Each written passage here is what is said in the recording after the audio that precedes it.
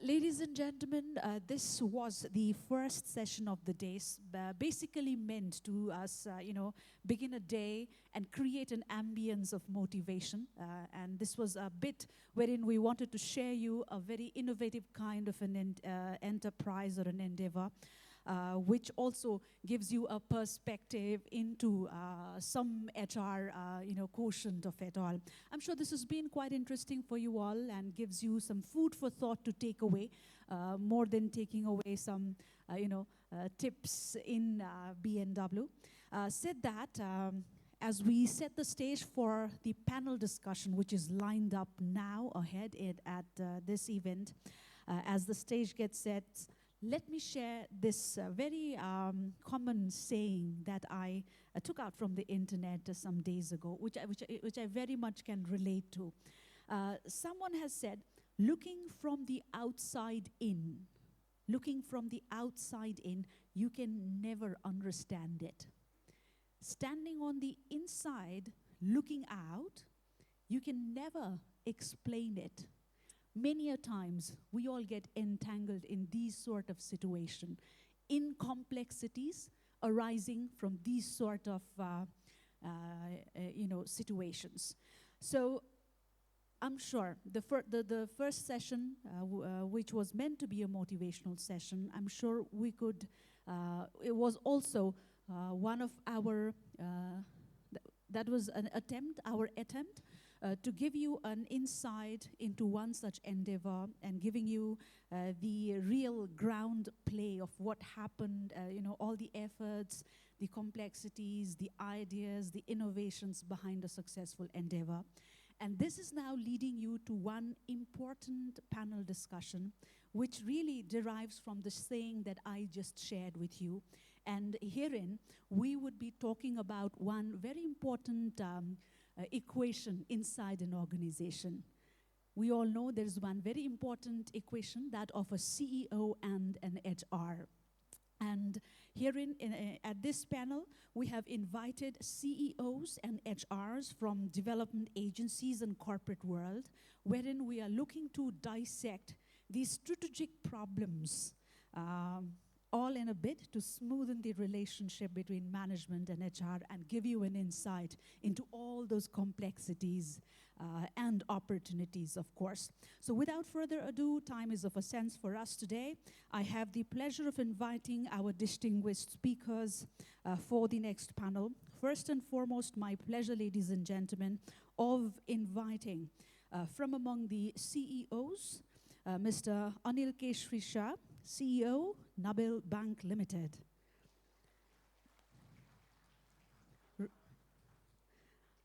Much pleasure, sir, to have you in the panel. I request you to be seated and turn to Mr. Achut Luitel, Director, Practical Action. A very warm good morning and a warm welcome to you. From among the HRs, Ms. Neeti Rana, the HR Head, Golcha Organization.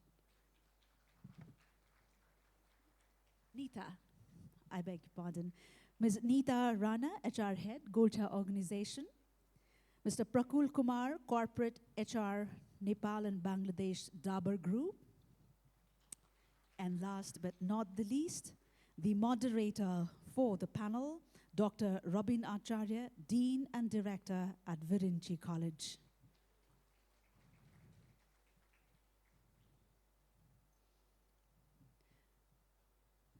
Having invited our distinguished speakers and panelists up on stage, ladies and gentlemen, this is a panel discussion between, as I said, the CEOs and HR, and is themed at investment and implement in HR technology, a way forward. We'll be engaging in this panel discussion up to 12:10, and for your kind information, we'll be assisting you to keep the time check.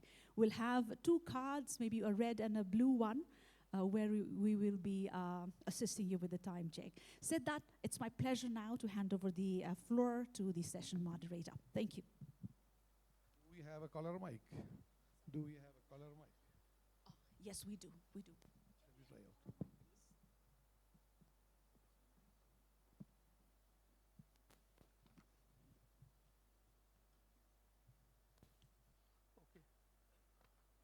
Okay. Hear you. Namaste. Namaste and good morning. I have come because all of you are there, and that would be a great opportunity for a person like me to learn and come up with some sort of resolution on the basis of the discussion that we're going to have with our very esteemed panelist. That starts from one of the person whom I work for some time and who has been my mentor in the past, and Mr. Anil Shah, whom you already know, and he was one of my respondents when I was doing my PhD in organizational commitment, and he devoted 2 hours of his very valuable time for me to complete my thesis. Thank you, sir. I was looking for an opportunity to publicly acknowledge his contribution to my studies and my research. Thank you, sir.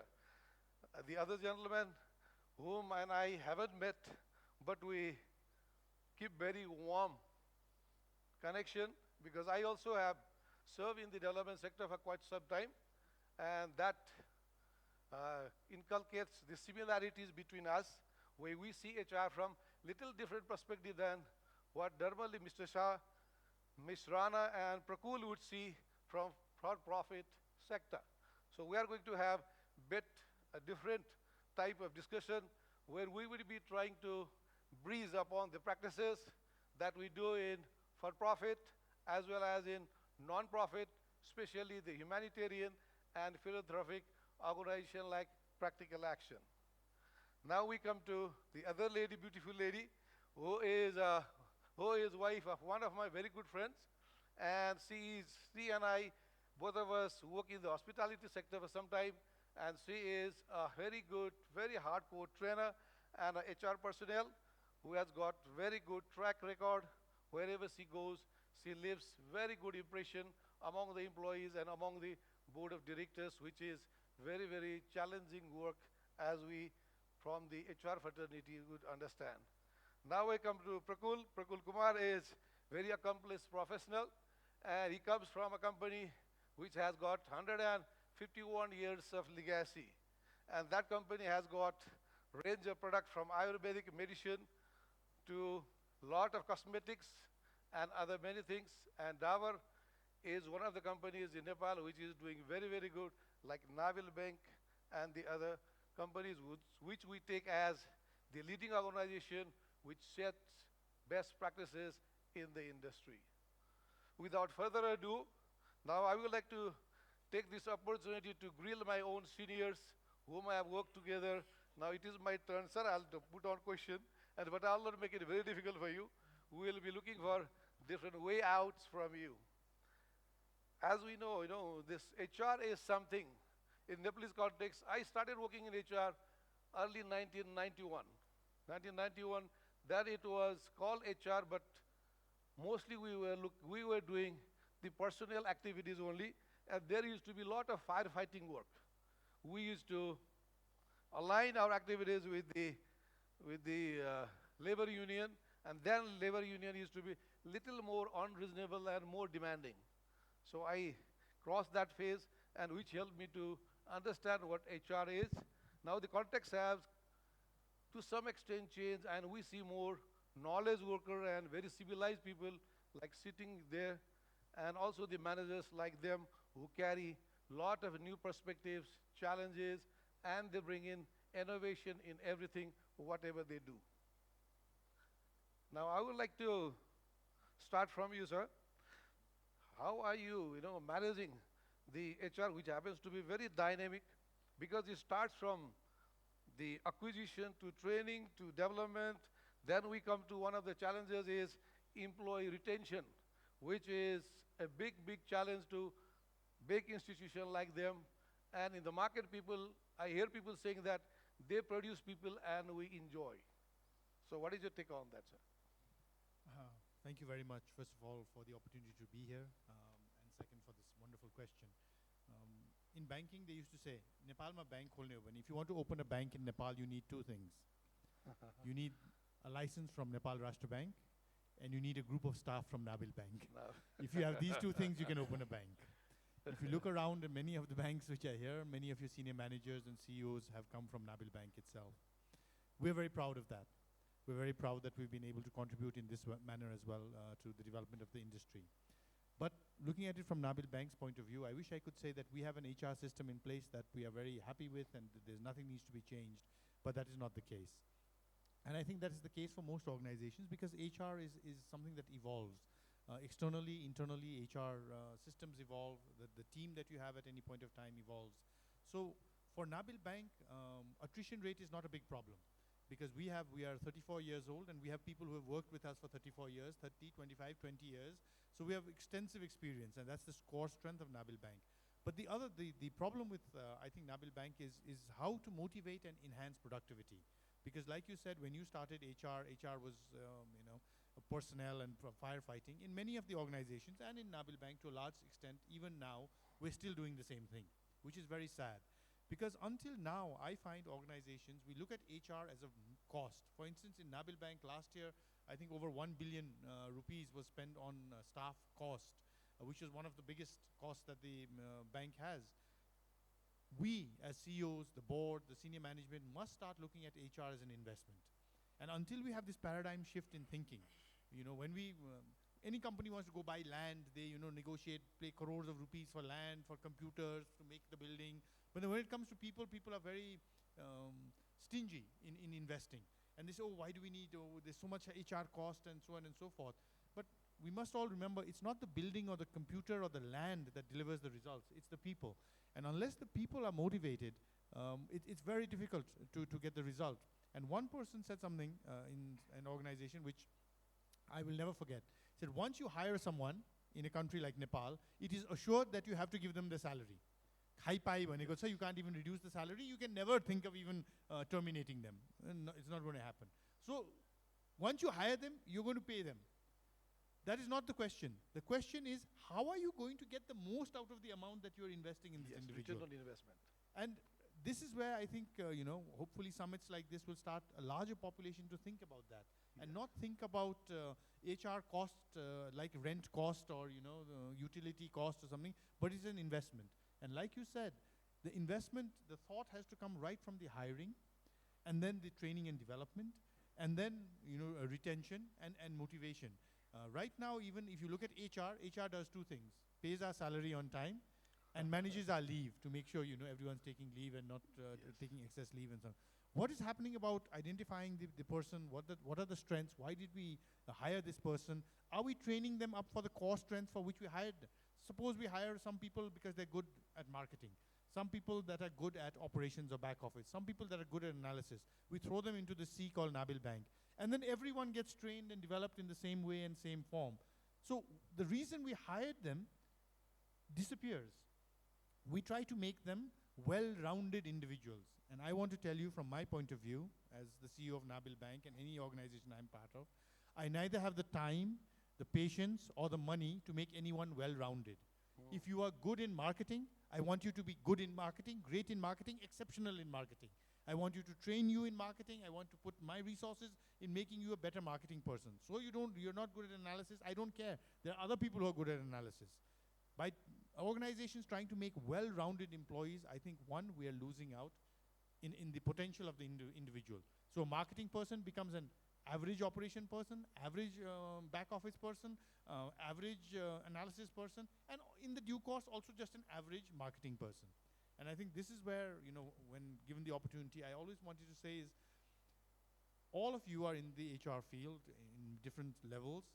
Please focus on making people the best in their own core competencies. That cartoon that we see off and on, of a fish, a monkey, something and the other, and the teacher is saying, today we are going to climb a tree. And the monkey is so happy, and the fish is thinking, what the hell am I going to do? The elephant is thinking, I need to pull this tree down. And the next day they're going to say, we're going to all swim. The test is on swimming. So obviously some people will always fail, but if you told the fish, all you have to do is swim. The monkey, all you have to do is climb the tree. The elephant, all you have to do is, take big loads here and there. Everyone would excel. So I think, unfortunately, still, the focus that we need on HR is not being put. Even banks, we put so much emphasis on technology, on investment in new products, but what about the people? And that's why I think the bankers and all other, if you look at any institution that is doing really well, think of one institution. Your company, because that company has that building, that is why it is successful. Is there any company that you can say? If that was the case, you know, there are so many companies, government companies with such big buildings, they should be booming. They're bankrupt. Or if you said, because that company had that computer, that is why they are successful. No. The one common reason why companies are successful across, whether they're development agencies, INGOs, NGOs, governments, private sector, public sector, it's because of people. It's because of people, it's because of people, it's because of people. And that's what I think we need to focus on. Yes, thank you, sir. See, I mean, we come to the insight of how they are managing, and Mr. Shah happens to be one of the very, very successful CEOs, and his staffs are sold in the market, and they are one of the best employer brand in Nepalese employment market. Now I come to the other side. Now I am contrasting the thing a little bit. We come to the not-for-profit sector, where we take the human resources as the most valuable input. The others do not matter much. Now I'm coming to Ajit sir. Could you please highlight on how you get best from the people that you trust the most? I'm taking best from the people you trust the most among the all the applicants. Thank you, Ravinji, and thank you, Growth Sellers, for this amazing opportunity. I'm from a different sector. It is not-for-profit sector, and it is more about community development. It is more about people getting more closer to the villages, more closer to the rural areas. So you really need to have passion, compassion, and many other things. So it is slightly a different area. So probably most of you might be representing the corporate sector. So probably this might be a bit strange for you. Let me explain about NGO and INGO sectors in Nepal first, because unless you understand that, it will be very difficult for you to understand the HR part in isolation. According to the Social Welfare Council, there are more than 200 INGOs, Yes. and they range from a very small unit to a much complex, much large structures like Save the Children, or you can say Oxfam, or maybe Plan International. We are a middle-sized organization, and I am the regional director based in Kathmandu, but responsible for South Asia operation. So we have some works in India as well as in Sri Lanka. We are doing some works in Bhutan as well as Myanmar. So probably I can bring some of the reflections from the region, not only from Nepal. Again, you have to understand NGOs, because sometimes NGOs and INGOs are intermingled. NGOs, you know the history. It is very, very recent history, just from 90s. So some of the NGOs, they are very family-based, some are friends-based, some are really, true in the characteristics. For example, they have a very diversified board. They are particularly interested about the inclusion in terms of the class or caste or gender. So they also vary from one organization to another organization. The same with INGOs also. Some of the INGOs, you can see one expat is coming with a briefcase and he has a couple of staff. They are also called INGOs. Some of the organizations, they have 50 or 100 or 300 staff. They are also INGOs. So the recruitment pattern, the HR element, they are also treated differently across every organizations. But if I look from, a well-based INGO having the headquarters in North America or Europe and having strict rules and regulations, have accountability as a major part of, their works, then I try to, represent from that particular INGO, and I'll try to reflect my ideas in that perspective. So people, HR, we are trying to see from a slightly different perspective, people and culture. People means you are working with people, so means you are working through people. So you have to develop their capacity, you have to develop their passion, you have to develop their compassion. So you really need to build on that. And like Mr. Saha said, it is not about the same person can perform every kind of works. So we are particularly focused on what kind of skill set a particular person has got. For example, if it is about coordination with the government agency, it is a different skill set. If it is about, working with the communities, working with Dalit, communities in, let's say, Dailek, then it's a different competency. If it is about, discussing with the donors, for example, World Bank or ADB or DFID, then it is a different skill set. So we have to recruit according to, those kind of requirements. So that is the bottom line. And particularly the INGOs, the turnover is very, very high because it is a very competitive and a big sector at the moment. So we really need to retain people. So currently, some of the ideas we are promoting is the growth model. So sometimes, we really have a very good collaboration with the management schools. For example, Kathmandu University School of Management or other schools. So we have MOU with them. So sometimes we try to take some bright graduates from them. Campus interview. Yes. So we provide, some apprenticing kind of opportunities, and probably, they can have some significant experiences whenever they want to jump to other organizations. Then probably we can retain some of them. They can go to other INGOs. So that is also one of the approaches that we are trying to promote. So generally, the HR, if you look from HR, it is more or less similar. The principles are similar. The concepts are similar. The only different thing is if we are working in the far western region, then obviously we would prefer to have people from the local areas so that the retention is high and they are more closer to communities. Their heart is there. So obviously they can perform much better, if they are from this same area. If I hire a person from Ilam and ask him to work in Darsula, then obviously the person might have family obligations, other social obligations, might be looking for more, annual leaves. So obviously that is another area where we really need to give a lot attention on that. So probably I think some of the questions I addressed. Maybe if there are There's other one more question, like, in Mr. Saad's case, you'd be looking for a person who has got the ability to generate business. What would you look for in your employees? As you said, compassion, Yeah. the engagement, commitment, humanitarian approach. Does that, distinguish between the people working in the for profit and Yes, for-profit sector? I got you. It is obvious. It is a more competitive sector. The landscape is really changing. Some of the donors, they are turning into recipient, kind of countries. Fundraising is becoming a much bigger Very challenge now. competitive. So obviously, we are focusing on developing a kind of business development unit. So business development unit means they have to identify what the donor landscape is, where the money is, where are the calls, how we can really become more competitive, how we can generate more innovative ideas which can appeal the donors. So that is a different skill sets. So we have to develop people in that way for that particular, raising funds. So that is one idea. Another is, again, business as usual. It is very, very difficult. So you need to be innovative. Some of the organizations, now they are coming through theory of change or frameworks for change. Yes. So they try to understand, the bigger system as a whole. So, we are getting so much foreign aid.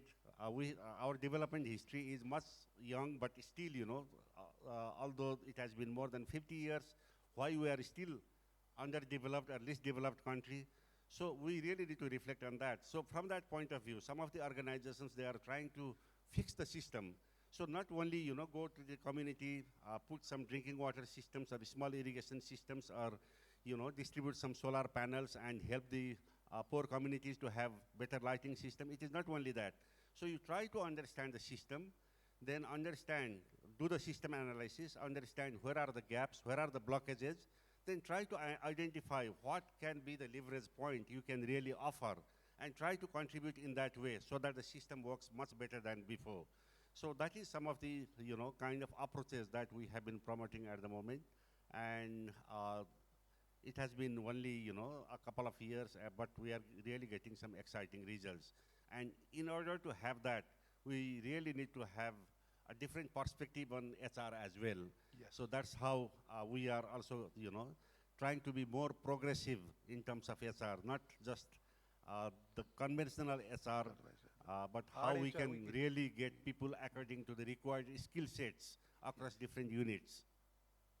That So- is what we say is hard HR. Hard HR comes from a perspective of having, organization structure and doing the generic HR, things.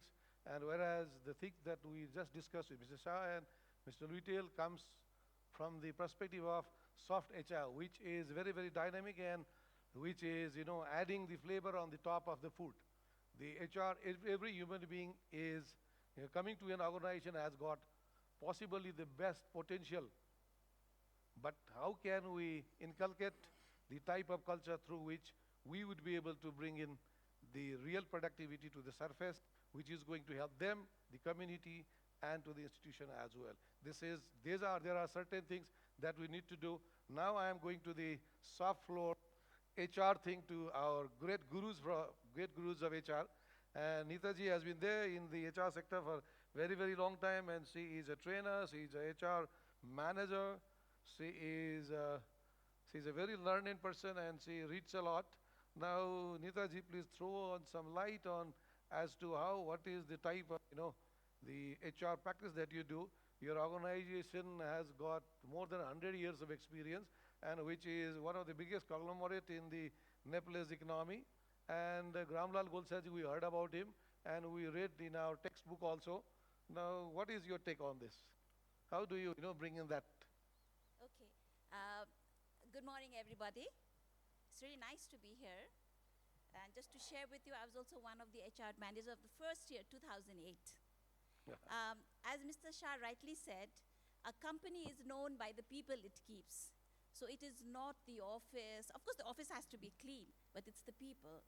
And I always believe is about the attitude of people. So whenever it's before you look at a person as you're going to employ, it's basically the attitude. So of course, the experience and qualification is there, but then, of course, the workplace has to be nice. And as an HR person, I would always believe in three things: to be friendly, to be firm, and to be fair. So those are the three things. And of course, you have to involve your people. They have to be engaged. They have to have the person has to be right. They have the right job, as we always have read and learnt about it. But it's very difficult when we say that. Because when we hire people, we think they're very good. The interview process is there. But then when you actually have them on board, then it becomes difficult. So then comes the training and development. So you got to train people rightly. You got to be with them. And you've always been What are the there. types of training that you offer? Try to be specific so that, we can take something from here and try to replicate without having a copyright from you. So still Basically, first, of course, it is, they do have to know about the company. So the orientation is very, very important about the company. The culture of the company is extremely important. So when the person is there, at least you have to be with them for a day, a week, or 10 days. It depends on what kind of company you have. So the orientation part is extremely important. They've got to know the policies and procedures, and of course, the coaching from the peers. That's extremely important to get the job done. So it's not only talking about soft skills like, training about leadership and communication, that's always there. But then on-the-job training is extremely important. Neetaji, how do you do this coaching? Do you do in a format that we studied in our business school, or you have come up with your own customized sort of model? Please throw some light on to this so that we'll be able to carry something. How do you do this coaching sort of thing? Basically what we do is, because we have the performance appraisals, that's every quarter. So what happens is, from there we've got a place where we say the development plan. So sometimes it's the staff who themselves say what they talk and tell us what kind of training they need. And the most important thing is to attach them with their peers. So when you have a new staff, they get attached with somebody senior, and that's how it is. Because everybody's busy, so not going to a training hall or studying there. So you attach them with their peers, and that's how they learn. So it's learning. This is a problem that I also faced, when I work in HR and be a consultant. I feel, this type of thing is there. Every HOD say, our employees are overbooked. They have got a lot of loads. They won't be able to spare their time for trainings, and I cannot give you, that type of thing comes. And I'll move on to Prakul on this. How would you address to, issues like that, From one point of view, we're talking about, HR as the main or the very valuable asset of the organization, and we're talking about having best of best, the soft HR in the company to get the desired result. And on the other hand is a group of the executives deny their own people to send for a training. So how would you, Thank you, Mr. Oja, GLA, for providing this opportunity to speak in front of the August gathering of the HR professionals across Nepal. Sir, actually, uh, training is such a thing, or coaching is such a thing, that it does not give the return on the day one. Yes. As we are all here for the business. So in terms of that, Mr. Shah and Mr. Luitel might say, what is ROI? Please calculate ROI and show it to me. Then only I'll be able to give you, this much amount of money to invest in training. So Yeah. do you have a tool for that? Yeah. How do you do it? Sir, I would like to quote a very good saying everybody must have learned, must have heard by now. If I don't invest, if I don't train the people, and they don't leave, Yes. and if I train the people and they leave, Yes. For you, it is an investment. For the CEOs and to the board, it is an expense. Yeah. So how can we, educate each other? Because we, HR people, do not go and just spending. We give a result, and these people understand that we are not spending, Yeah. So how would you change the mindset? okay. Sir, I will go to where the Anil sir started. HR is no more a cost center. Yes. It's a profit center now. Yes. And HR is not an expense, HR is an investment. Correct. That the paradigm shift that sir said has to come, and once this comes into the organization, that learning culture will get automatically developed. And all the business managers, HR of course keeps on running behind the trainings and coachings and mentorings. But the business managers often say, it's the closing or month end, is the month start, or this, that, everything keeps on going, and very hard to get people for training from them, to get spared for the training programs. I would like to tell all the HR professionals out here, it is our responsibility to get this paradigm shift that we are talking about from back room to the boardroom, the HR concept, that gets inculcated, that gets imbibed into the organization. Yes. For that, we have to deliver more to the organization. We have to deliver more towards the business managers, the CEOs, the head of the organization. They should get to know that HR is not only, disbursing salaries or keeping a record of the leaves. Now we have moved a lot ahead. Yes. Now we talk of productivity. Now we talk of how So to how do you place measure the people. productivity? What is the thing that you have in your system? What is the technology that you're using Sir, to measure the we- productivity? Yeah, so sir, we need to keep a track on the employee cost. Generally, it is like we are not engaged in the budgeting process. Yes. Most of the organizations does not have any HR and admin budget kind of a thing. We need to develop that in the organization. So what is the percentage of HR budget in your whole, that's yearly expense? So, So it- what is the ratio that you maintain? For Because our different, kind different of- industry has got different, percentage. yeah, sir, for FMCG, 3 to 4% of the total turnover Yeah, total. Great. will be a good mix. And that has including, so we need to keep a track of it. The business manager should know that we are not like whims and fancies. We are just expending them, making the expenses. We are just throwing out the money. There is Correct. no logic behind it. The salaries are overboard. But the basic principle, the top line you grow, and your employee expense cannot grow more than that.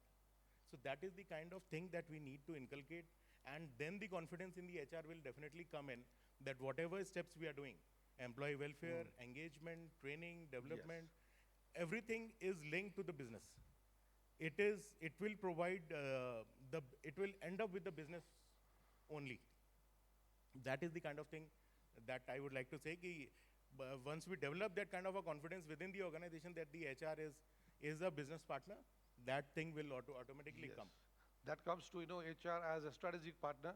We need to make a shift from HR being a staff function to HR being a strategic partner. Yes, sir. I once again reiterate, HR is a strategic partner. Please, if you think HR is a staff function or it is a back of the house, please delete it from your memory. It is no longer like that, because value of the organization nowadays is, we calculate on the basis of the human resource that they have, and the business also comes on the basis of the people, like Mr. Shah says, not on the basis of the building or the computer or the ambience.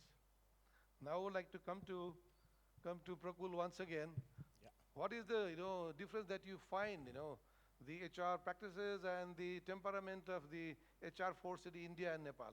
Is there something which that really distinguish between us, and there is something which we are, any of these parties are better than the other, or where we need to improve upon? Okay. Sir, I would like to say it's already 9 years I've been here in Nepal and handling the business HR for Nepal and Bangladesh. Okay. So I have seen the HR working in India, in Nepal and Bangladesh now. And here, most important thing which I cherish is people are still, here the employees have a lot of loyalty to the company. Ah, So now the people who have been associated with the company for last 20, 25 years, yes, and they still want to be, yes. and they are very efficient. This is what we call is theory jet. You stay with the organization and you have a career with the organization, and you maintain your patience and your pace both together, learning pace and patience, and the organization will take care of you. Yeah. Does that work, or we need to come up with theory jet plus? Because the type of employee we are having is very fast movers, like Mr. Shah says, he says, so what are you going, how are you going to, manage that? Because in Nepalese context also, I teach, in the master's level, and the students whom I met a year back, when I go and teach on the other semester, they tell me, sir, I am in a different organization. So how are you going to retain? Yeah. Sir, the retention and the employee mix, I would like to put a light on both the things. Yeah. While we talk of the employee mix, I think the front end people need to have a good mix of the new employees. Yes. Matlab, the younger generation, I would say, Yes. who are coming with the new ideas, are able to develop business, and are full of energy. Yes. However, the backend system of the organization would be if they have a good mix of the long timers in the organizations who have grown with the organization, and they have not reached to the top, but they are at the middle management level. They are also the pillars of the organization. Yes. So when we need the business development to be aggressive, we have the young generation in the front end. When we have the total organization culture has to be very stable, very with a strong foundation, we have the long timers in the organization. That would be a good mix for the organization. Yes. I'm talking from a FMCG and the companies that I have Yes. worked from that perspective. And while we talk about the retention and attraction of the new talent, so HR actually works for the employer branding. So HR is actually wherein when we make such an organization, people, either it's freshers from the colleges, or they are already working, experienced people, they want to come to the organization. So we are able to attract a good talent from the market. Yes. And obviously you have to be competent enough to, the organization has to be competent enough to pay Yes. such kind of salaries Salary and retain them, and retain. So Engaging. retention is not only money, I would say. Correct. It's not that you pay some higher salaries above the market average and then the employees will definitely stick to you. I think the times have gone. People now have to have a good work-life balance in which they want to have a specific time for the company and the specific time for the family. Yeah. And that work-life balance is provided by the HR organization. Yes. The HR department of the company will provide that. We do a lot of employee welfare activities in which we call the families also, Family their get kids together. also, Children party might be. children parties. We have some activities like painting competition for the children Yes. and all. That connects the family with the organization. So it's not only that employee takes a call that I'm leaving the organization. Yes. It is his family also sometimes Yes. plays a role to get a good talent retained in the organization. Yes, that is one part that we need to practice. The HR fraternity need to practice to have to build a very good relationship and strengthen the relationship with the family and the offspring of the employees, and that is pitch number one to do for employer branding, because these people, would know about where their parents are working, and they they build a very good connection with the organization. They become very loyal to their product, service, and to the company, and they may look for the job in the same company. I met a person many years back whose father was one of the trade union leaders in Tata industry, and he developed this sense of going to Tata, and he became one of the regional HR manager in Tata. So that is employer branding. Yeah. So these types of things helps us on employer branding too. Now I would like to come on to Mr. Shah. As we say, retention is very difficult. The other part is attraction. Now we are in a very, we are in a bit comfortable situation. Employer are in a bit comfortable situation because we have got a lot of graduates in the market, and some of the graduates, they tell us, I look for three things in job. One is opportunity to earn. Second one is opportunity to learn. Third one is opportunity to do experiment. So how would you, how are you practicing this? I guess you are doing a lot of things here. So we would like to listen from you. How are you balancing all these things to, manage not only one queen bee, you are managing many queen bees now. I like that analogy, managing many queen bees, yeah, and king bees too. Banking, I think we're a little fortunate because if you go to many of the MBA, BBA, MBS, BBS institutions and ask them, what is your career of first choice? What do you want to do? I wish they would say entrepreneurship, but they don't in Nepal. They say we want to join a bank. Okay, that is great for us because as long as we keep attracting the best resources and human resources in Nepal, we will continue to be the leading sector. My problem comes with the second. They say, okay, if you don't get a job in a bank, what will you do? They say, die, then we'll go to Australia or America.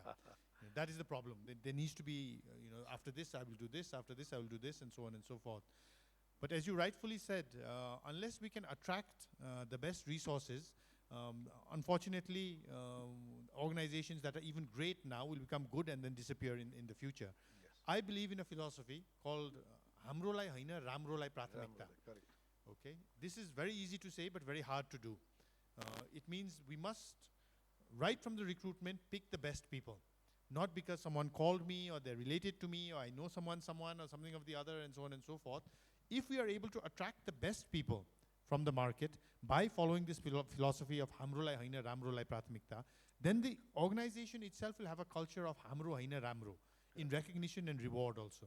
This is also critical. It's not only attracting the best resources. You may attract the best and within 1 year they've all left and gone somewhere else.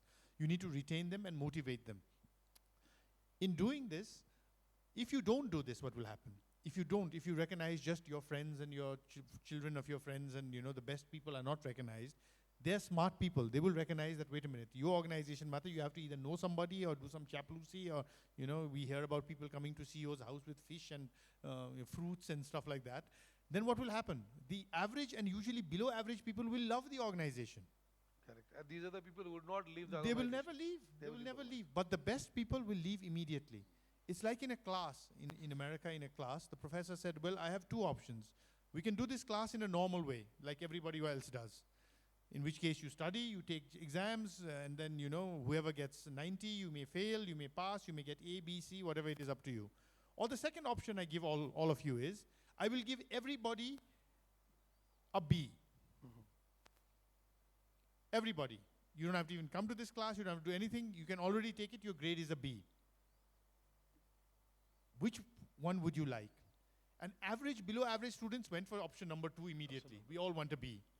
But the ones who are doing really well, they said, sir, it doesn't matter which option the class chooses, but if you choose option 2, I want to transfer out. I want to go to another class because I know I will get an A or an A+. The same is true for your employees.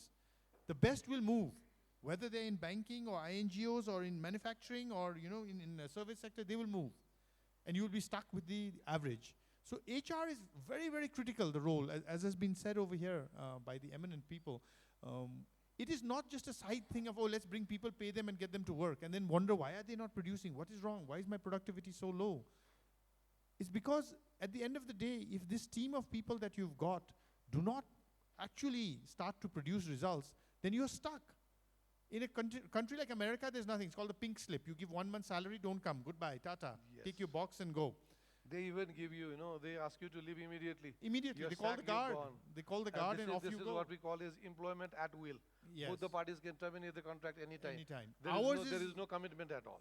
Ours is exactly, you must realize, it's not all contracts, when I did contract law, a contract is invalid if it is not equal. If it is deemed that one party is getting everything and the other is not getting nothing, the contract, no matter what it says, can be deemed invalid. In our employment case, it is the same. The employee can leave at any point of time, but the employer can never ask an employee to leave. To leave, yes. In many cases, I have gone through myself, even when it is a proven case of not bad judgment, but corrupt judgment, we ask the employee to resign. And we say, it's okay, we will give you a good letter, but please resign. Because we know even in that case, if we have to fire that employee, we have to go through a lot of procedure. So as HR professionals, please recognize we're in a unique situation. Complaining about the situation doesn't help. As Sir said, he's been here 9 years, he understands Nepal, he understands how to motivate Nepali employees. And there are two types of employees. There's the knowledge worker, and then there's the manual worker also. And they require different things. Nabil Bank, we are very fortunate. We attract amazing talent. We're able to retain that talent and make them grow. But also we see a lot of talent leave. Many banks have been started. I went and started a bank with a bunch of people from Nabil Bank myself. But still the bank is surging ahead because it has that base of good to great employees which are able to step up to the task and go forward. What I want to tell everybody here is with money you can buy anything. We have banks spending crores of rupees on branding. Every tree has their name written on it. We have banks spending crores of rupees on technology. Every modern technology that bank will have. But a staff is like a tree. Saudis have immense amount of money, but no matter how much money they have, it still takes 20 years for a tree to grow in Saudi Arabia. They cannot throw money and make the tree grow overnight. A staff is exactly the same with experience. No matter how much money you have, you cannot make a person who comes with an MBA have the same experience as someone who's worked there for 15 years. Yes. So if someone has worked there for 15 years, it's like marketing. It is very, very expensive to market new customers. The best customers to market are those who are already banking with me or drinking his juice or using their products, is get them to use other products. Like with staff, get them to stay, get them to upskill themselves. And there's, now if you look at banking at least, we are regulated to spend about 3% of our bottom line on training, which I think is a great thing. Because however Sir, professional we are. I would like to take a minute here. Are you utilizing 100% of that amount or you are exceeding it? Because that would be a good thing for other bankers out here to know. This has just come a few years back. Yes. So Are you yes, we are. Are you exceeding? It's not a question of we can spend. It's like the government of Nepal. We can spend money. The question is, are we getting bang for the buck? Are we spending money? Because we have to spend, let's just send people for training. If I send 7 to 8 people of my senior management team to Harvard for executive development, I'll have extinguished the whole budget. But is that giving me the value? Or rather than that, should I do a leadership and motivational for the entire team of Nabil Bank? It's much more effort and much more toil to that. But that is where just having the money to spend. Banks have the money to spend. We are mandated to spend the money. Now is the time to invest in good HR so that we know where to spend the money, on whom to spend the money, and what do we train them on. Just keep sending people on training because we have to spend. That is not going to give you the sort of investment that you require. So I think the time has come, at least in the banking, and I think slowly it will go to other sectors also. And I'm very happy there are other companies which are now attracting quality MBA, BBA, who are choosing to go there rather than come to banks. And this is good for me. Because if the only good talent is in banks, and my customers don't have any good talent, I'm going to be in trouble in the medium to long term. And then the other thing that I do see is more and more Nepalese are turning into job creators rather than job seekers. And that is really very good as well. Yes. And we must encourage that. Is when someone wants to just open something with only 2 people or only themselves or 10 people, doesn't matter. We need entrepreneurs. And that's the other HR skill that I think we need to develop in this country. Yes, in order to sustain your bank also, you require a lot of entrepreneurs from here who would be able to come to him and take a loan and then start a business and give him the return. Exactly. Of course, to the all stakeholders. Now, having said that, now I would like to move on to Prakul directly from here, because Mr. Shah was talking about the training budget, training investment. I would say investment, as per the Nepalese the regulator, Rashtra Bank has given certain, liberty or sort of a target for the commercial banks to, invest certain amount of money on their most valuable resources to make it the best probable resources. So is there a system in India or in Bangladesh or in your company that you separate or you budget certain amount of money or the percentage X amount from your sales or your whatever profit for the development of your employees? If so, what is the technology that you use to identify where we really require investment on our people? Okay. Thank you, sir. Yes, we do. We do have a budgeting system in our company, and in the beginning of the year, we generally make a budget for the total employee cost. So Yes. that's what learning and development is of the one of the line items that we have in it, and it is not based on the profit or the kind of the company's revenues are growing. That kind of a thing is not there. You It is not- only invest on training or training and development? So training and development. Okay. So only So training. development one, that is already aligned with your organizational goal and strategy. So that would come, obviously, right? So that is on the basis of your target. So training and development actually is going hand in hand in our organization. So what we do is we generally pull out the training needs from the once in a year. It comes from the performance appraisals, and then during the year, it's not like the door is shut of the HR. Then new training needs cannot be identified and can be told to us. So it is like we are open all throughout the year. Whenever an head of the department or anybody needs, comes across a need of the behavioral or maybe functional need, the skills to be taken up. So that comes to us, and we plan according. We make our training calendar for the year, and accordingly we allocate the budget from Great. the total employee cost for the training and development activities all throughout the year. So it includes soft skills like we do a lot of team building trainings. Yes. We do a lot of safety Skills trainings training. also, skills training, functional trainings. If we have to send people outside Nepal, we do. If we have to call trainer from outside, if we have a big group to be taken on the same thing, so we do that. We call the trainers from outside also. Yes. The other part is, as you bring in lot of insight and you work in 3 different places. Now, I would like to add on one part Yes, which sir. you will be able to answer it correctly and will be able to enlighten us on international human resources, because you are dealing with, I'll come to Achut sir also a little later, because you are talking about 3 different, work sites Yeah. you have, and you have people, changing from Nepal to Bangladesh, Bangladesh to Nepal, India to Nepal, Yeah. So how would you cope on that, and where we, we in academia, we do research and we read different texts, and that says, to retain people in the international assignment is a very challenging job. A day will come, we'll have more foreigners working in Nepal, on, as our Nepalese are working in the foreign countries.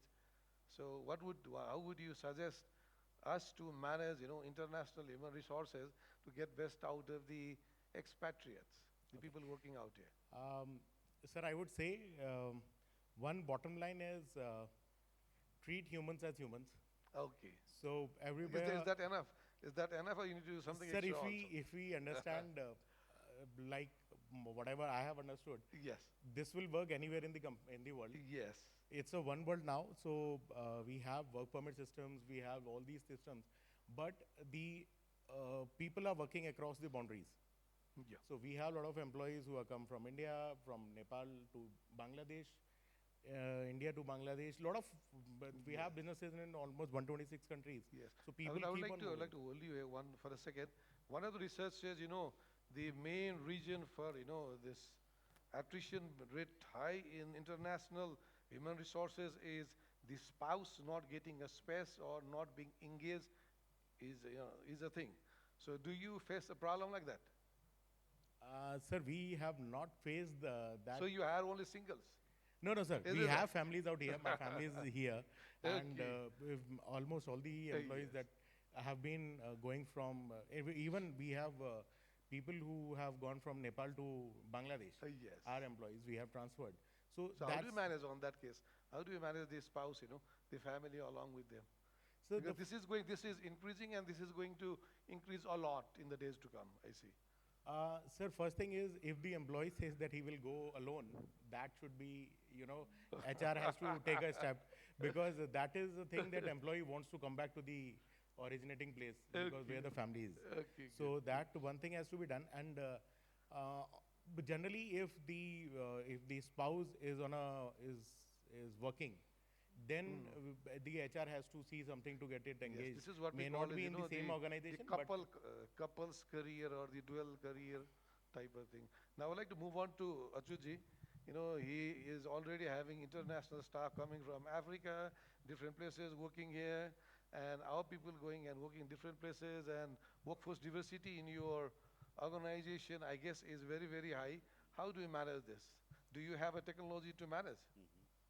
Uh, Let me again start from a broader perspective. We call it, people and culture, which means we really need to build a culture Yes. so that people feel very, motivated to come to the workplace and the productivity is very high.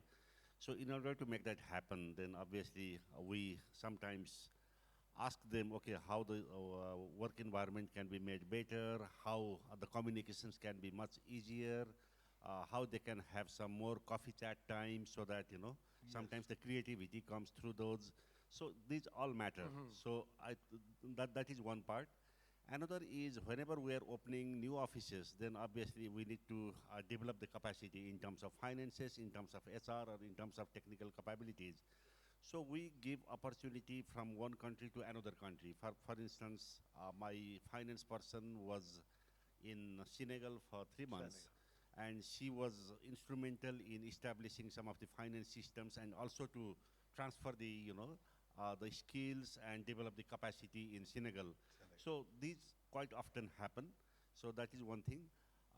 About retention, again, probably that was not the question, but I really wanted to, reflect on that. Retention is very important in order to, perform your works. But at the same time, we being in the not-for-profit sector, we see the development as one industry or maybe one big sector. So if our people are graduated and if they are getting better offer in other organizations, we take this as pride. Like Mr. Saha also said that, in all the banks you can find, Nabil graduates, Nabil Yes. alumni. So that is also a matter of pride. So if my staff, if they get opportunity in the UN or EC mode, then Ah. obviously I So really, it's better to take a ready-made one, buy rather than making it. yes, So making process, you can save some amount of money. absolutely. But that may have little bit, little bit of, complex also, because these people are made in a different culture. They were brought up different culture. The nurturing process were little different with little different values. Now, how do you manage this? Shifting in values and priorities. As you said, you'll take people who are already made. Yeah. Uh, this is, no, one part is culture. Another is, again, I think in Kolsa you're talking about the quarterly, the performance appraisal thing. Yes. So here we call it learning and development. Learning. So you have to agree, some of your objectives for the quarter, and obviously you need to develop your capacity. So that is basically negotiated between the supervisor and the employee, and accordingly we put the money. So it is not only about the training. If someone goes in a formal training and maybe if it is not too relevant just for exposure, Yes. it doesn't worth.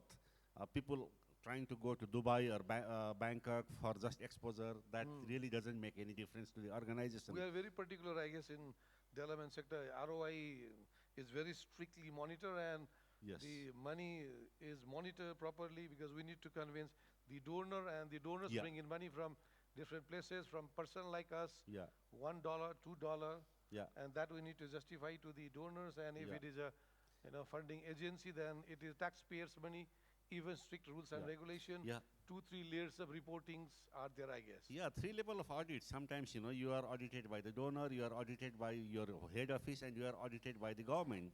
So Yes. you really need to be accountable. So every, single dollar or single pound, that matters, and Yes. we need to be accountable. So what are the audits that you do? Do you do HR audit in your organization? Yes, we have annual kind of staff survey, which is the Okay. kind of monkey survey. This Monkey is done survey, okay. through, some other party, Yes. like even growth seller can do that, or other agencies. Most of the time, these are led by our headquarter, which means they are mostly London-based. So the tool is already made. It's Yes, tailor-made tool yes, that you yes. take it and you monitor it. Yes. So we pick, the most a kind of urgent issues, and we need to develop a plan, and we have to present to the trustees in the UK that, okay, here we are not scoring really great, and we really need to work on these. So these are our action plans, and we need to report about the progress as well on periodic basis. Yes. I would like to remind one thing to the panelists. We have recently the labor law has come up with an amendment saying that we need to do HR audit. And HR audit is something which, being a HR professional, I think it should be carried out at least once in a year. But we do not have the culture of doing HR audit. Now I would like to come to the panels and ask them how they are taking the HR audit. Have they initiated it, or what is their plan? Because it comes under the HR technology. Sir, from you, we'll start from you, because you are one of the institution where you did employee engagement and team survey, many years back, and Jayendraji was the one who did it very in grand manner, and I've seen the result also, very good. So, are you carrying this type of thing? If you are doing so, please throw on light on the same thing so that we'll be able to carry something out of your, your practices. I think definitely HR audit is something that we have to do. Now the question of every audit is the scope. Naval Bank does an HR audit. We are mandated to do it, and banks usually do everything we are mandated to do. So we do an HR audit. But our HR audit currently is part of our internal audit scheme, which I'm not quite, it's good, but it needs improvement.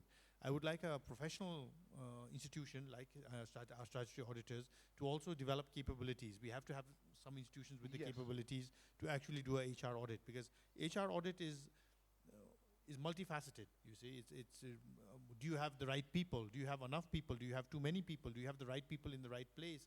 Is your compensation okay? Are you following the labor laws? What are you not following? All these sorts of things have to be covered Are you in it. strategically aligning with your HR, mission, aligning with Exactly. the organization, the Goals and strategy or vision. goal Yes. or not? All that has to happen. Are you aligning with the best practices? Yeah. So for that, I think most organizations, including my bank right now, when we say HR, we just say HR department. That's not enough now. Just like in the business side, we have many silos. Now in HR also, we have to have silos. And this has come out from the preliminary HR audits that we do. So what we think going forward is we must have a recruitment silo, which is very critical. We place not enough emphasis on recruitment. If we get bad seeds, the tree will be bad. Yes. So we must ensure we're getting good seeds. Then we must have a silo for placement and transfers to ensure that people are being moved around as per their skills and core competencies. We must have a silo for training and development, which is very, very critical, especially since we are now spending over 12 crore rupees on training every year. We must have one for administration, which is salary, benefits, and leave. This is actually what most of our HR just does right now. Not only Nabil, but any HR will be just salary, administration, and leave. The other silos are not even The considered. new term that we use nowadays is, we call it, reward management, which comes Yes. up with intrinsic and both intrinsic, reward. Reward, And yes. we connect with everything, and we say, the balance sheet approach. Yeah. In terms of his case, if somebody is coming from one country to another country, we should at least maintain the everything connecting to training, investment, to everything for him. Else he will not be able to accept the transfer. Exactly. And finally, as recognition and reward, which it came, it could be financial reward or non-financial rewards. Yes. Non-financial rewards also mean just as much then as financial rewards. A letter being recognized as best employee or whatever it is, that also means. And then even retirement. And the army in India does this well. Before people retire in the Indian army, they are asked, what would you like to do after retirement? And then they're given trainings to skill them up to do that. Yes. So what about our staff, who have worked 30 years in the bank, they're retiring, they're not old, they're very able. What would you like to do? And then let's, give them that final training. They've given 30 years of their life to this institution. We can give them a little goodbye present along with that little gift of the Buddha or whatever we give them, a final training. So if someone wants to be a consultant or someone wants to be whatever, a final training in that as well. So we can even look at that. As you said, we are looking to try and find a technological solution, okay? A technology solution is when you hire somebody, you input them and say, why have you hired this person? Right from the recruitment. So then that system will then develop trainings, development, transfers, placements, everything based on that individual's core competencies for which he or she was hired in the first place. Person is very good in marketing, good communication skills, good in analysis, good in numbers, whatever it is that they say, we have to, sort of match them up with that. So we're looking for a technology, and this is done in hotels very well. You go and check into a hotel once, you come back 5 years later, they still know which restaurant you ate in 5 years back. So they have a record. we want to do that with our staff. And one thing I want to say is, in my MBA, also BBA, everyone is taught that the customer is king, the customer is at the center of everything, we must do everything that is focused towards the customer. This is very true when you join an organization, and until you reach a certain level, which is a supervisory level or an officer level. After a certain level, the customer is not the center of everything that you do. Your people, your team is the center of everything that you do. A CEO that says the customer is everything, core of everything I do, is totally on the wrong path, I think. Because how many customers do I meet? Whenever I go on branch visits, after I joined Nabil, I've seen, I think, 55 of our 74 branches. I hardly meet any customers. My dinners are with the staff, my lunch is with the staff, my interaction is with the team. For me, the team is the center of everything. If I can motivate the team, if I can get the team charged up, the team will make sure that the customer is looked after. If a CEO believes the customer is the king of everything and never meets the team, and then I go to Biratnagar, have a customer function, all the customers are happy, oh, we met Anil Shah, took a selfie with him and all that thing. Tomorrow they go to the branch and get the same level of service. What is the great thing that happened? If I spend that time with my team, telling them our vision, where the bank wants to go, what is their contribution that is expected, how are they helping the bank become number one, and they get charged up, and from tomorrow the customer feels the difference, I think as a CEO that's a much better investment of my time and effort. Yes, thank you, sir. Now the other thing, there's a shift in the paradigm. Nowadays we say employee first. From the customer first to it has come to employee first. And we can take example of one of the Indian very big company, HCL. The CEO of the HCL, he had come up with, many years back, he had come up with something called employee first. And that video is there for the HR fraternity to have a time, find a time to, see from the YouTube, which is very insightful. And I guess we need to try out those things in the days to come, which is one of the new technologies that we can discuss out here today. Now, in terms of employee first, we come to Nitaji. How do we treat employee first? Because, once I had served one of the banks, the government bank, as a consultant, and I also recommended them, as Mr. Shah said, treat, offer service to the customer or offer help to the people who offer service to the customer. If you're directly serving to the customer, fine, you serve to the customer. If you are not directly serving to the customer, serve those who serve to the customers. So we treat each other as the customer within the organization, and the organization also treats us as the customer.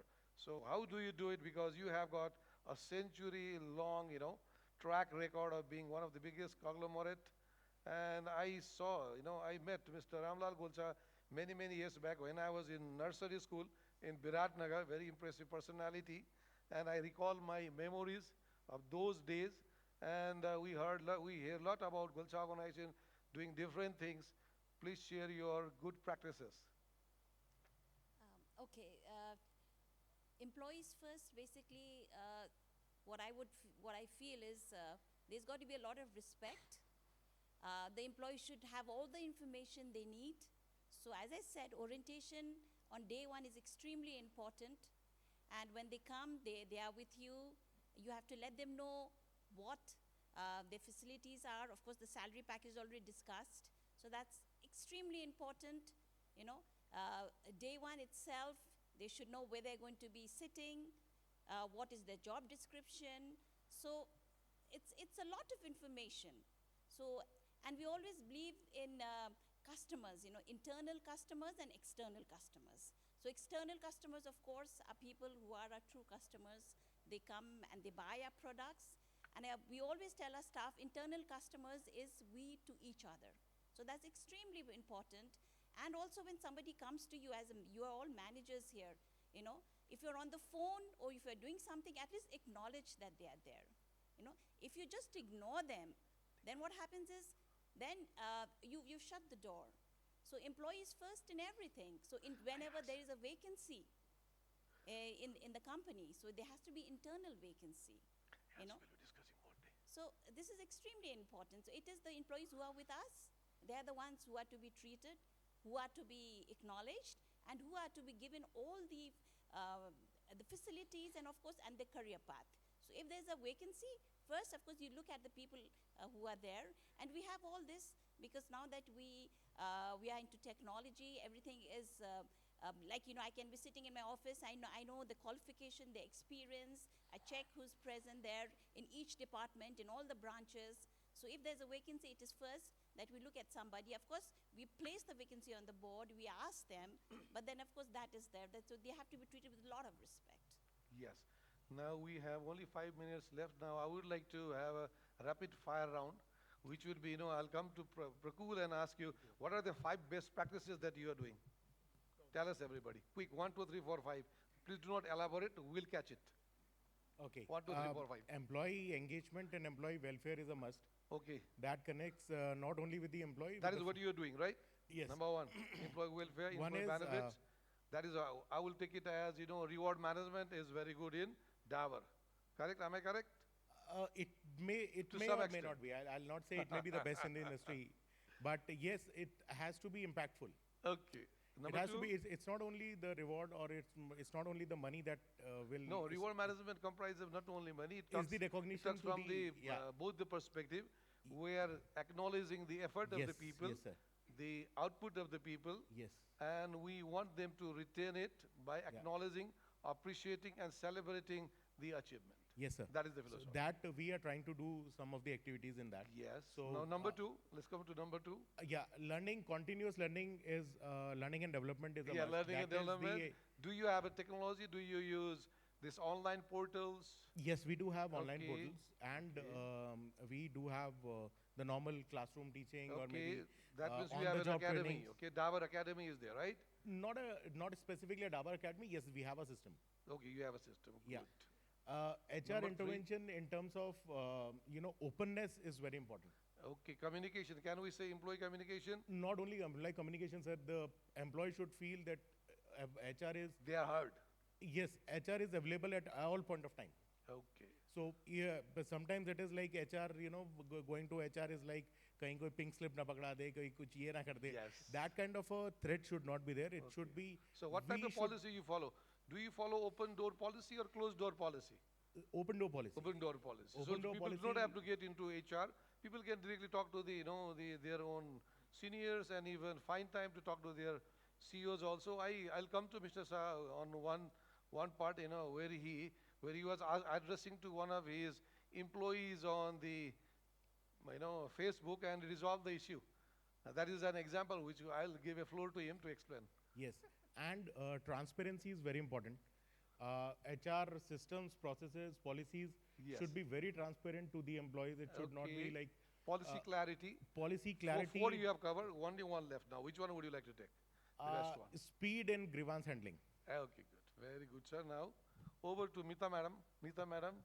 So what are the 5 things that you can say, we are doing probably the best within ourselves and also in the industry, People will acknowledge my staff, will acknowledge my associates. I'm sorry, I pronounced staff. Nowadays, we do not say staff, we say associates. So what do your associates say? Whereas I always focus is, number 1 is we have all the policies and procedures. SOP clear. SOPs are all very clear. So then what, it's very, very clear. And of course, then also we have the performance appraisal, which is in place. Okay. So performance appraisal. then of course there is the career path. Okay. The staff So how knows. do you decide that career path? Do you have a meeting with the employee and you check, you ensure that they reach to their, place within the organization, subject to they have the capacity, and the organization also have the capacity to invest for the, development of the employee. Yeah, as I said, because we have the performance appraisal, during that time it is a face-to-face interview. So they sit there, and then of course the managers. The appraisal is done by the director, senior. So which one do you apply?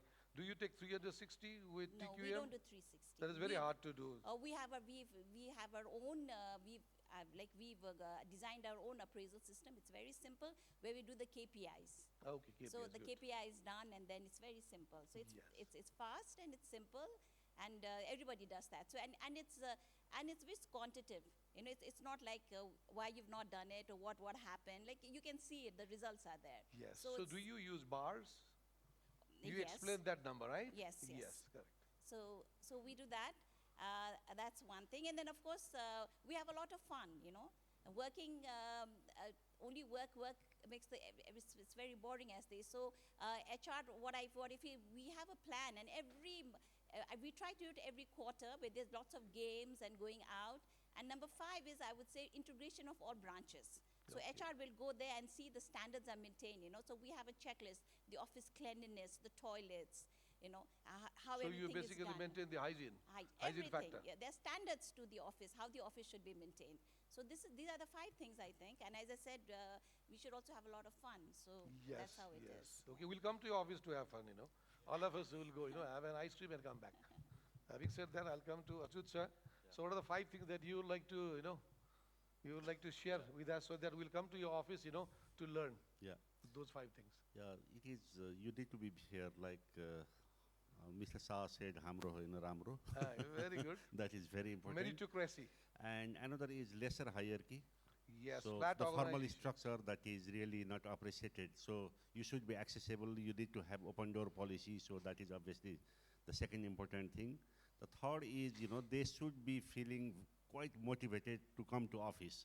So that is the office environment, workplace environment. So that is very important. So you need to have the coffee chat spaces. They need to have a lot of coordination, collaboration, because without collaboration, we really cannot work. In silo, we cannot work. Particularly in INGOs, it is very, very difficult. So that is the third thing. The fourth is the learning and development. That should get due attention. So they need to be convinced that, okay, I can see growth within the organization, or I can see my capacity is being built, and probably I can be sellable in another, development sector, or I can go to another organization. So those kind of opportunities, that is very important. And obviously the grievance handling. Unless you handle their grievances, then obviously, that becomes very, very difficult afterwards. So grievance handling should be prompt. So there should be good mechanisms. For example, we have people welfare committee. So whenever they have some issues, they can immediately approach to one of the members of the people welfare committee, so that the things can be resolved easily. Yes, thank you. Now, finally, I would like to come to Mr. Shah. Please tell us 5 best practices you have, including your, ability to reach to the people, even through social media, and, resolving it. That would be a good lesson for the other leaders too. Thank you. I think social media is a double-edged sword. Because I am most probably one of the most accessible people on social media, I get a lot of, if an ATM doesn't work at 3 o'clock at night, I'm immediately hit. And not hit on a direct message, but in a public post saying, Anil Shah ko bank hera tha, with a picture of the ATM and a hashtag to Hello Sarkar. So I'm most probably the CEO with the most communication with the Prime Minister, because he keeps sending me back, why is your ATM not working in Jamal today? Government obviously has places the Nabil Bank's ATM right on the top of its things to do, I think. But I think we should use whatever technology we have. The staff should feel free, and the customers should feel free, and everybody to touch base with organizations, not only with me directly, but with Nabil Bank or with organizations through the use of this media. Especially because now we have customers who take our cards and go to New York. We have a customer whose card got stolen somewhere in Europe. And through social media, they were able to contact us, and we were able to do whatever it is. But the 5 things I think that we need to look at in the thing of the team is, the first is recruitment. Nabil has one of the most transparent recruitment processes. To enhance transparency even more, we've outsourced the front end of that recruitment completely, so that there can be no, phone calls and even from the CEO or anybody else. Once that shortlisting is done, then things. So people who are applying to Nabil know that, okay, I am good, I will have a good chance of getting into this bank. I don't have to know the CEO or the board or anybody else and so on and so on. Although obviously everyone still calls and whatever, but that has absolutely no meaning. I'm very polite to everybody who calls, but I tell nobody that so anybody calls. So the recruitment has to be really good. After that, I think the focus has to be, and this is where a lot of organizations focus on recruitment. The second is on placement. After you recruit the best people, we must have a system and process to place them in the right place. Okay, just think, all of you. Those of you who are good at mathematics loved your math class. Those of you who are bad at mathematics hated your math class. Now suppose if you hated your math class and then for the rest of your life you had to do math, would you be productive? The more important, would you be happy? No. So if you are good in communication, let's put you in a marketing role. If you're not good in communication and we put you in a marketing role, you will be unhappy, you will not produce, and the bank will lose. So placement, I think, is the next thing. The third is recognition and reward. This is very, very key. A lot of us keep saying, money is not everything. We must also recognize in other ways. I fully agree with that. It is not everything, but it is a very important thing. Yes. Please let us not forget it. Organizations Yes, sir, I would like to sometimes add try on to here. say this. As you said, I would like to add on here. One of the research which was done 5 years back, which says the money is the most motivating factor for an employee. Yes. They tried everything, and the research, did second phase also. And after 2 years, that also reiterated that money is the most motivating factor, because we are living in a capitalist and materialistic society. No, I think the best proof of the pudding is in the eating. Think about yourself. Would you be as motivated to do your jobs for half the money? It's not saying we just keep throwing money and that's it, people will do whatever. That's not true, but money is a motivator. For instance, in the case of Nabil, right from the bottom to the top, the banking industry is compensation-wise most probably one of the best, if not the best, in Nepal. Nabil is the best in the banking industry. By how much, you ask? By 2 to 3 times. So when I take assistant level staff and they get confirmed in Nabil Bank, that person will earn at least double of what he would earn or she would earn in another bank. Why do you think we get the best people? Because they know they have the best compensation package once they get in. And this continues throughout, whenever you get promoted and so on and so forth. So compensation, recognition and reward is extremely important. But I fully agree, along with that, dignity is very, very important. So many of you got tea served or got tea from outside. How many of you said thank you to the person who brings you tea in your office or cookies in your office or cleans the office and ensures that when you go to your office it's so nice and clean? That person is doing their job to the best of their ability as well. Just try and say thank you to people who help you, who do these sort of jobs, the guard who opens the door or whatever it is. Dignity is not only, I need dignity. Yeah, I'm Anil Shah. I need everyone to treat me with dignity. How much dignity does Anil Shah give to his team? This is very, very critical, because once you connect at a human level by giving dignity to the person and not saying, I'm the CEO, you're the tea boy or the tea girl, you bow down and, whatever to me, that person will do their job. Maybe they'll spit in your tea even when you're not looking, God knows. But you give them dignity, and not only will you get great tea, but that person will go out and get you a few accounts as well, because they feel, I'm part of this bank. I'm as valued as the CEO is. The CEO himself comes and asks me how I am. One of the things that I do, very easy with my direct reportees and one level down, those who have worked with me, I give a form out when I join an organization, which asks for certain information, including your children, their birthdays, your anniversary, your parents' birthdays. And I send, now with email, it's so easy. My computer, my phone reminds me whose anniversaries, whose birthdays it is. But just imagine you're sitting in Nepalganj, and you are an assistant level staff who's joined the bank for 3 months, and you get an email saying, please wish your father a very happy birthday or 79th birthday. Happy 79th or 83rd birthday. I wish him good health and happiness to the entire family. What is the human connection that zero cost email gave me? If I can start my day every day by doing that. So it's not only the big money that does it, But it's the small things that you do, I think. Because remember, at the end, you're not dealing with products and all sorts of high-tech things. You're dealing with people. And people like to be dealt with with dignity and in a manner that makes them feel good. So that's no secret. Simple things. Just follow it. I think you'll get great results. Now we have come to almost the end of the entire discussion, and the points that we discuss and that come to the floor, I would like to take them and just read it out for our benefit.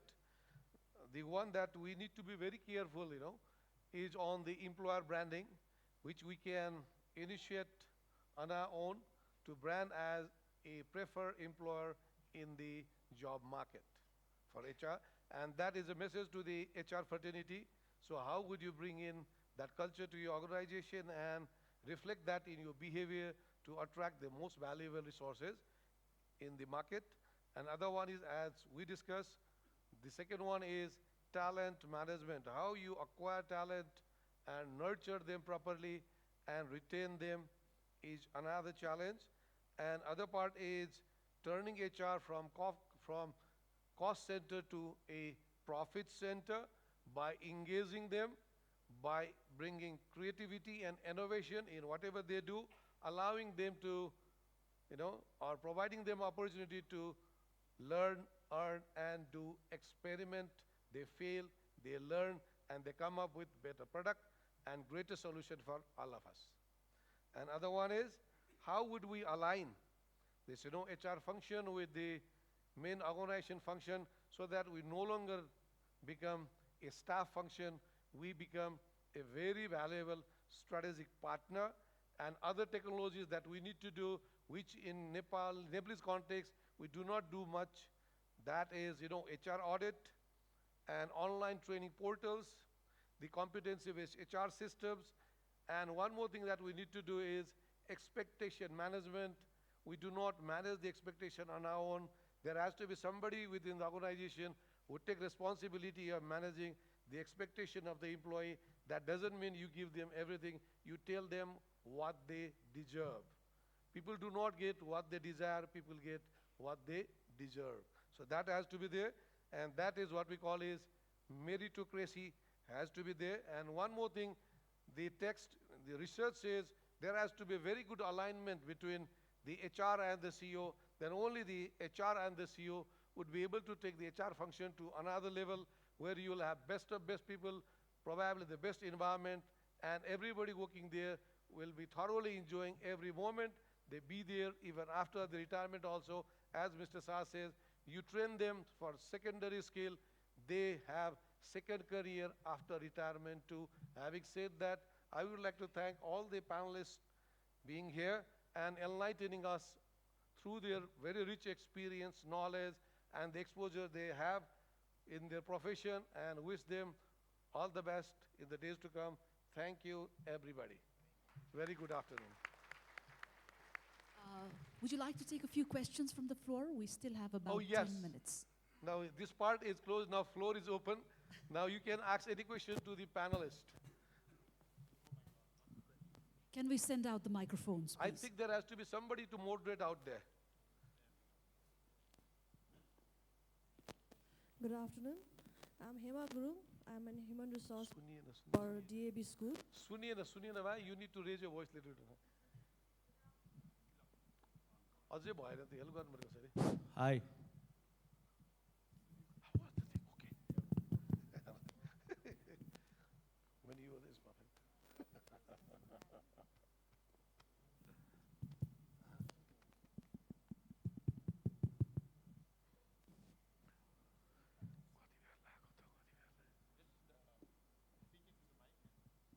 Agadi aunus na ta. Good afternoon. You can hear? Good afternoon. I'm Hema Gurung, human resource from DAV School. My question is for Prakul Kumar sir. Sir, I would like to ask you about this. If you could kindly share an example of best practice in your company on HR strategy and HR champion, sir. Strategy and? HR champion. HR, challenges and strategy and challenges. Champion. Champion. Champion. Champion. Okay. Okay, so HR strategy and HR champion basically, HR strategy is all depends upon the business. So it is not a one-day job. It keeps on changing. It keeps on, if the business is doing good, if the business is going through the hard times, or maybe there are some other challenges which keeps on coming in the business. So the HR strategy keeps on changing. So it may not be like if we, I'll give you a simple example. We may have planned to hire some employees going forward in the year to come. But if the business is not doing good and the costs are under pressure, then the HR strategy has to change and align with the business to, to be more practical along with the business. So it cannot be that on my whims and fancies, I'll say, whatever I have planned, it has to go, whether the business is doing good or bad. So that is I'll say, it's more on the HR strategy part. And on the HR champion, can you just elaborate what exactly HR champion you are looking at? HR champion is a sort of a jargon. You need to explain a little more so that you'll be able to, address to your query. So any example in the organization where you have championed a cause, or We are all the champions in the organization. Probably you're talking about the best practices. yeah, Yeah, best practices we already discussed. That was on the rapid fire round. He took 5 things. Could you please, Yeah, it's once more repeat basically it? the transparency is very important with the with the employees. It's all the systems, processes of the HR need to be very transparent. Sometimes employees have, questions on the performance management system or maybe some of the other policies. So because we hide it, if it is very transparent, if the employees know the whole system, the whole process, and are being appraised again and again on those things, so that would be one thing. Speed in this grievance handling is very important. It should not be that some grievance has come and it has been kept aside, barring that, we are engaged in some other better work. So speed in grievance handling is very important. Treating humans as humans is very important. Learning and development, HR intervention in learning and development, it may be difficult for, to take people from the departments saying that, we are engaged in some other better work. We cannot spare the people for training and development. But we need to make the organization understand that until unless these skills are being sharpened, the things will come to a standstill. We keep on sharpening the skills, we keep on sharpening the edges for our employees. Otherwise, they will get into a monotonous daily work. Yeah. So that is something which I would say need to be practiced. And also as an HR professional, we have to be more on the HR from human resource management. We should try to shift to human potential management. Yes. And create an employer branding. Because employer branding is such, you will be able to attract good amount of good talent, retain good talent with you. They will not be, job hoppers, very frequent job hoppers if you have a sustainable good employer branding. And also the last thing I would say is the sustainable organization we have to create. Our cost and all have to go hand in hand with the business. Sustainable HR culture. Sustainable HR culture and sustainable HR organizations, sir. Yes. Because sometimes it happens that we, sitting in HR department, we do not have any, linkage with how the business costs are going up, or maybe how the business sense is going up, how the business is reacting in the market. So all that we need to keep a pace, and otherwise, all the business managers will say HR is good only for salaries and leaves. Yes. Now, can we move on Thank to you. another Yeah, I'm here. participant? Already mic is here. Hi, good afternoon, everyone. My name is Rupesh Shrestha. I represent Marriott Hotels International, which is coming up as a cluster director for learning and development. Right, pretty much HR environment, but it was not as expected to come from the panel. But however, there was a touch of from Mr. Shah. So my question, there are a couple of questions. Okay, my question to all the panels, in fact, is what is your priority as HR or organization head? In terms of, as an HR, what do you see in terms of recruitment or a hiring process? As you know, the hiring process has been changing in the world context. There is no, what you call, qualifications, right? As you do in banking, BBA and MBA is your core market. What about BHM? What about BSW or other faculties? So do you also give priorities those people? If so, what are you doing? The other one is you as a change maker. As an HR, as a leader, we have to be a change maker.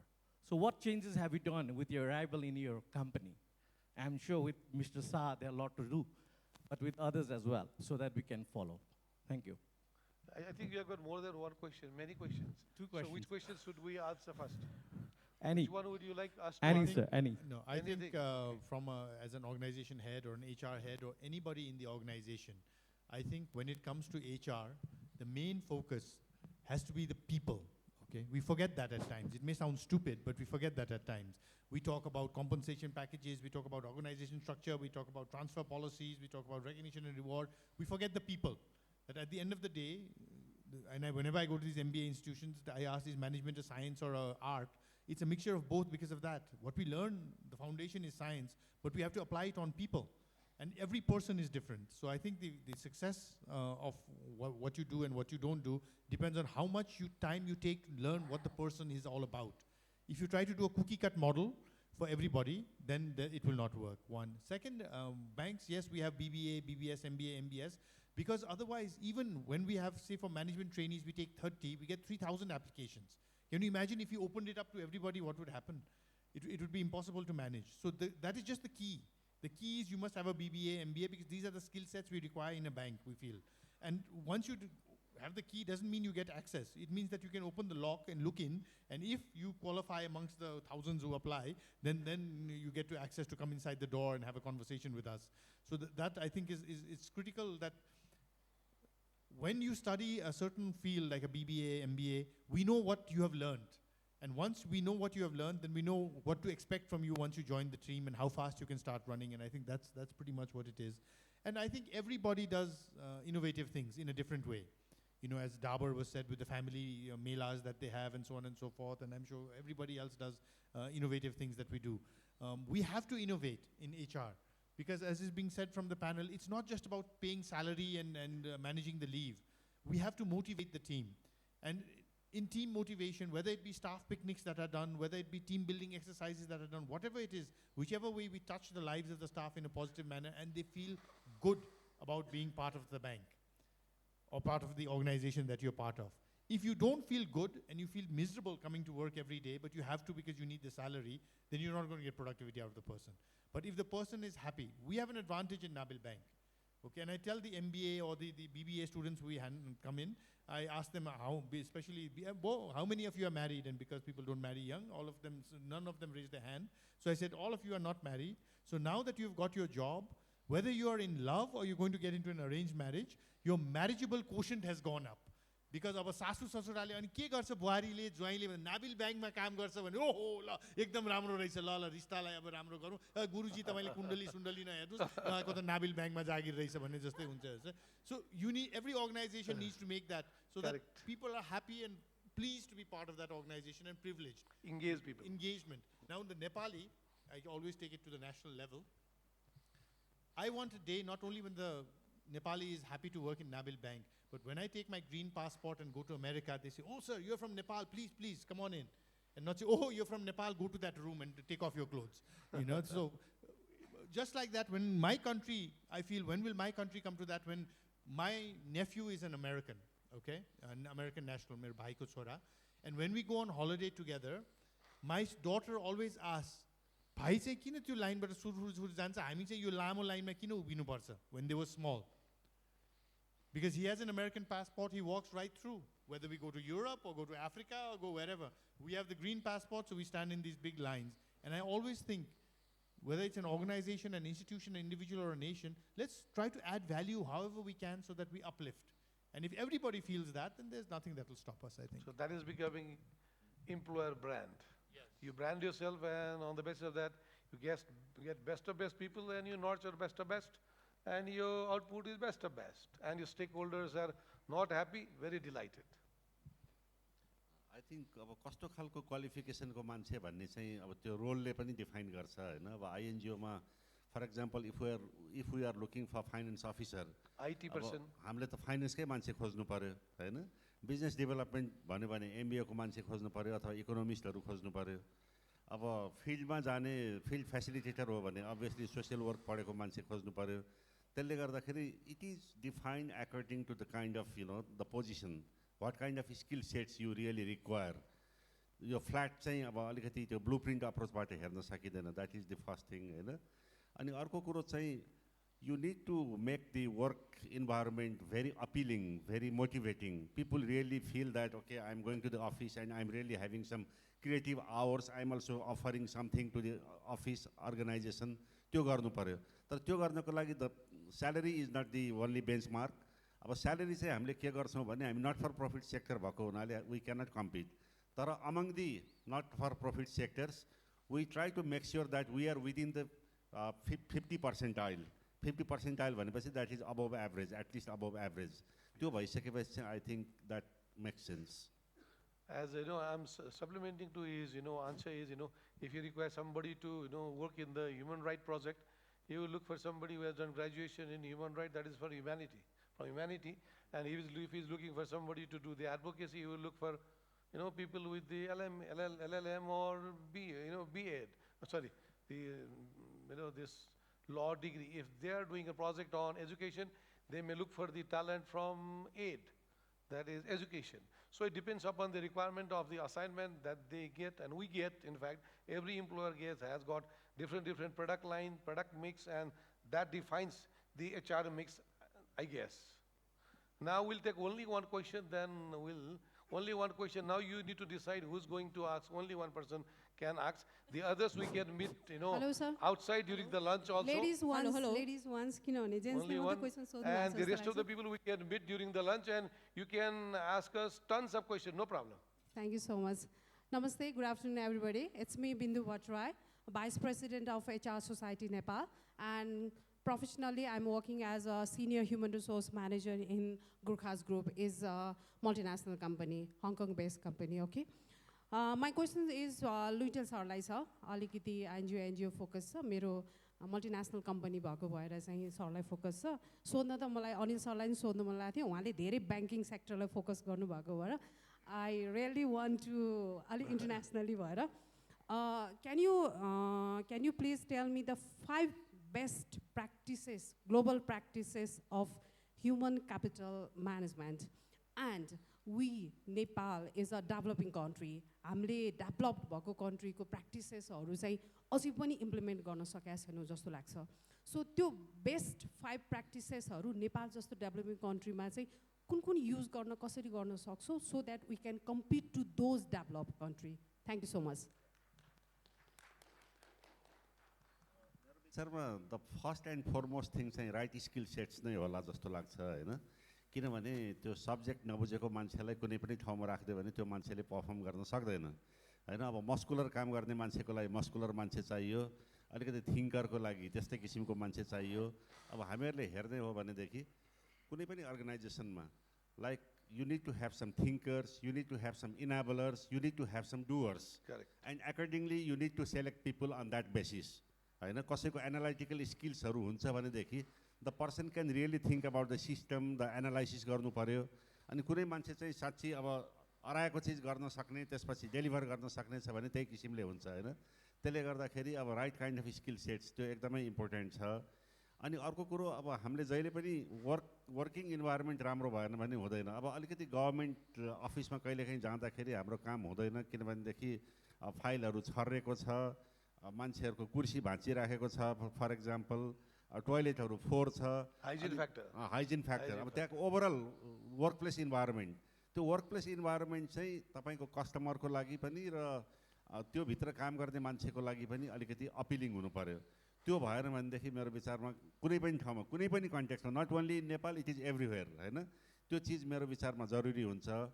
अनि third चिज चाहिँ अब मान्छेले आफ्नो काम गर्दाखेरि motivated हुनु पर्यो तर मोटिभेटेड हुनको लागि उसँग स्किल सेट छैन तर पोटेन्सियल छ भनेदेखि त्यो पोटेन्सियललाई फर्दर कसरी how you really support to open up more avenues for the person so that the person can really develop this energy हैन अब 2+2 बाट 5 निकालोस् 6 निकालोस् 7 निकालोस् कमर्सियल सेक्टरमा त्यो एकदमै धेरै हुन्छ नट फर प्रफिटमा अलिकति कम छ तर अब हामीले त्यो चीजमा पनि अलिकति कर्पोरेट स्ट्र्याटेजीहरू चाहिँ सिकेर गर्न खोजिराखेको छौं त्यो मेरो विचारमा थर्ड इम्पोर्टेन्ट हुन्छ अब फोर्थ फिफ्थ गर्दा द लिस्ट क्यान कन्टिन्यू हैन अरु चीज त अघि नै भनेकै कुराहरु नै मेरो विचारमा रिलेभेन्ट हुन्छ होला not repeating the same question answers. Thank you, Ajit sir. Thank you very much. And finally, we have come to the end of our session, but the HR business will continue even after this. HR meet is over.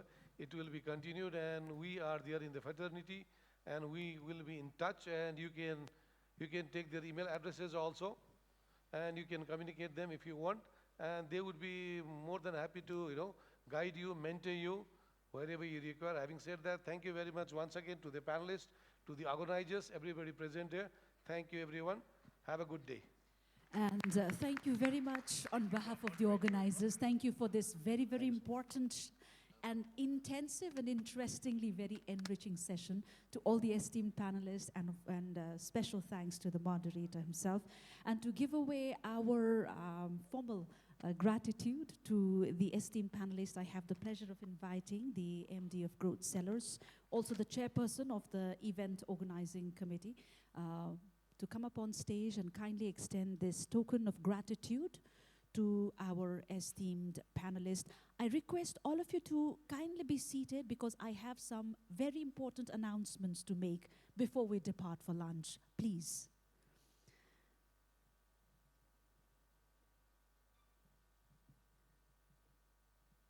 First and foremost, ladies and gentlemen, let's give it away for the session moderator, Dr. Rabin Acharya, Dean and Director at Virinchi College.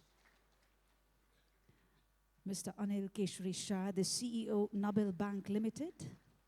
Mr. Achyut Luitel, Director, Practical Action. Ms. Neeta Rana, HR Head, Golcha Organization. Mr. Prakul Kumar, Corporate HR, Nepal and Bangladesh, Dabur Group. And if you could kindly step forward for a group photo, we would be very much thankful. Yes, ladies and gentlemen, majority of you might agree that Nepal still has to make a huge leap to fill in that divide with these international standards, even in the sector of HR. But then there is another fact as well. We have our own specialities, our own capabilities to bloom on, something that needs to be considered. Connecting this discussion that just ended here in front of you to the theme that we brought on digitization, what we seek to inculcate through the HR Meet this time is that simply if you are simply digitizing whatever staff work that you'd been doing earlier relating to records and so on, I think that certainly does not define the digitization that the age demands. But what the HR of the present time is demanding is a strategic partner in its planning, processing, and execution. An HR which can help them with analytics, with predictions, and yes, as the panel said, with stress that the HR of today is not just talking and looking into people, but looking, thinking, and planning for the people and culture in an institution. And that's exactly where we wanted to bring you all. We cannot thank the panel more for giving us that very thing that we were looking from it. Said that, we are now headed towards the lunch break, much awaited, I'm sure, after this very engaging first half of the day. I have four important announcements to make. Number one is about tomorrow. On day 2, we are having 3 parallel sessions, I beg your pardon, namely at Mega Malhar, Malsri, and Marva Halls. Now, there will be some sheets which will be distributed to you by our volunteers just before we converge here after lunch break. Kindly make a choice of which discussion you want to be a part of. This is very important. A soft pre-registration is very important. So we request you all to kindly make a take, and then our volunteers will come back to pick up the forms that will be distributed to you. That is for the session tomorrow. The second is about a very important, a very interesting stuff, that is a quiz content, something, we have a few gift vouchers and gift hampers, some interesting shoe packets I can see, all set to be distributed amidst you. So as you come back after lunch, we'll be holding a brief quiz session. So if you want to be a part of it and be lucky to get all those hampers out there, please be back here on time so that you don't miss it. That's after lunch today. And the third one is regarding the feedback form, which is in your kit. Please find that, fill it, and do not forget to leave it at our desk or secretariat before you leave tomorrow. And the final one is, of course, lunch. You've been given tickets in the morning. Do not forget to take it with you outside to get your lunch. So I do not want to move on more. So wishing you all a bon appetit. Kindly proceed for lunch. We expect you back exactly at about 13:30, right? I guess it's 13:30. We expect you back here. Thank you very much. And yes, we are at the HR Meet 2019, the 12th edition, coming to you with the theme HR in the Age of Digitization in association with Access World. And thanks to all the sponsors and partners that have been with us. Said that, yes, do enjoy your lunch, which is being served outside at the Rose Garden. Do not forget to take your tickets. Bon appetit. Thank you.